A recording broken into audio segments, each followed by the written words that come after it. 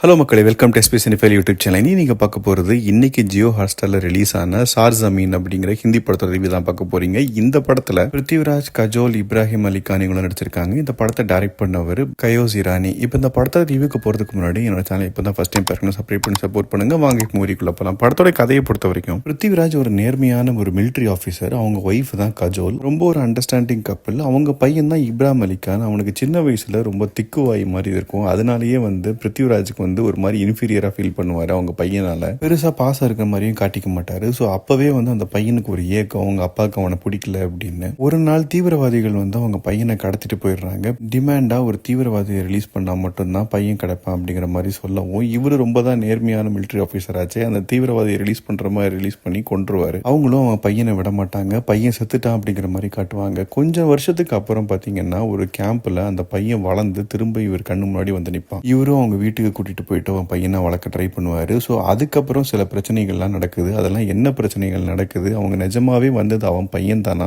அப்படின்னு சொல்றதுதான் இந்த படத்தோட மிச்ச கதை. இது ஒரு கிரைம் த்ரில்லர் ஜானர். இப்போ இந்த படத்தோட பாசிட்டிவ்ஸ் அண்ட் நெகட்டிவ்ஸ் பார்க்கலாம். எனக்கு முதல் பாசிட்டிவ் தோன்றது, இந்த படத்துல டுவர்ட்ஸ் த எண்ட்ல ஒரு ட்விஸ்ட் இருக்குது. அந்த ட்விஸ்ட் கொஞ்சம் எக்ஸ்பெக்டே பண்ணல. ஸோ அந்த டைம்ல அதை பார்க்கும்போது கொஞ்சம் நல்லாவே இருந்தது. அதே மாதிரி பிருத்திவிராஜ் அண்ட் கஜோலோட ஆக்டிங் சூப்பரா இருந்தது. எமோஷனல் சீன்ஸ் எல்லாமே ரொம்பவே அழகா பண்ணியிருந்தாங்க ரெண்டு பேருமே. அண்ட் இந்த படம் முழுக்க மிலிட்ரி அண்ட் தீவிரவாதிகள் அப்படிங்கிற ஒரு கான்செப்ட்ல இருக்கிறதுனால ஃபுல் அண்ட் ஃபுல் காஷ்மீர் சைடில் தான் எடுத்திருக்காங்க. ஸோ லொகேஷன் வைஸா ரொம்ப அழகா இருந்தது பார்க்கறதுக்கு. அது இன்னும் எலிவேட் பண்ற மாதிரி சினிமோட்டோகிராஃபியும் சூப்பரா இருந்தது. பையனா நடிச்ச இப்ராஹிம் அலி கானும் அவரோட பெஸ்ட்டை கொடுத்திருக்காரு. அண்ட் மியூசிக் வைஸா ஒரு மெலடி ரொம்பவே கேட்கறதுக்கு நல்லா இருந்தது. இதெல்லாம் தான் அந்த படத்தோட பாசிட்டிவ்ஸ். இப்போ நெகட்டிவ்ஸ் பார்க்கலாம். முதல் நெகட்டிவா தோன்றது, கேரக்டரைசேஷனை பொறுத்த வரைக்கும் இந்த படத்தை நிறைய இடங்கள்ல கோட்டை விட்டுருக்காங்க. ஒரு எக்ஸாம்பிளுக்கு சொல்லணும்னா, நிஜமாவே பிருத்திவிராஜுக்கு அவங்க பையனை சின்ன வயசுல இருந்தே பிடிக்காதா, அதுக்கப்புறம் வளர்ந்ததுக்கு அப்புறம் திரும்ப வீட்டுக்கு வந்ததுக்கு அப்புறமும் அவரோட பையனா அப்படிங்கிற ஒரு சந்தேகம் அவருக்கு இருக்கு. அண்ட் அவரோட பையன் நல்லவனா அப்படிங்கிற சந்தேகமும் அவருக்கு இருக்கு. இதுக்கு நடுவில் பாசமா இருக்கிற மாதிரி ஒரு எமோஷனல் எலிமெண்ட்டும் வைக்கிறாங்க. டுவர்ட்ஸ் த கிளைமேக்ஸ்லயும் பாத்தீங்கன்னா பாசமா இருக்கிற மாதிரியும் காட்டுறாங்க அண்ட் வெறுப்பா இருக்கிற மாதிரியும் காட்டுறாங்க. ஸோ அந்த ரெண்டு கேரக்டரையுமே நீங்க பாத்தீங்கன்னா ஒரு கன்ஃபியூஷன்லயே தான் இருக்கும். நம்ம நிறைய இந்த ஆர்மி மூவிஸ் எல்லாம் பார்த்திருக்கோம். ஸோ ரொம்ப டிசிப்ளினா, ரொம்ப ஸ்ட்ரிக்டா ஒரு ப்ரோட்டோகால் எல்லாம் கரெக்டா ஃபாலோ பண்ணி ஒரு விஷயம் நடக்குது அப்படின்னா அதுக்கு முன்னெச்சரிக்கை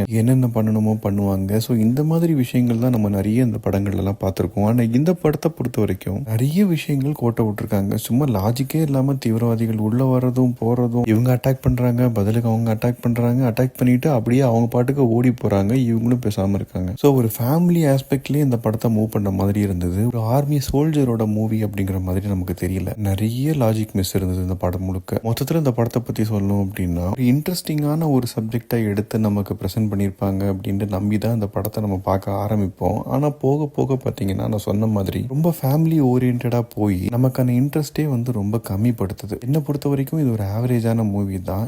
ஜியோ ஹாட்ஸ்டாரில் தமிழ் டப்பிங்லேயும் அவைலபிளாக இருக்குது. நீங்கள் வீக்கெண்ட் ஃப்ரீயாக இருக்கும்போது பார்த்தீங்கன்னா உங்கள் ஒப்பீனியன் என்ன அப்படிங்கிறத கமெண்ட் செக்ஷனில் சொல்லுங்கள். அடுத்த ரிவ்யூவில் சந்திக்கிறேன். பாய், டேக் கேர்.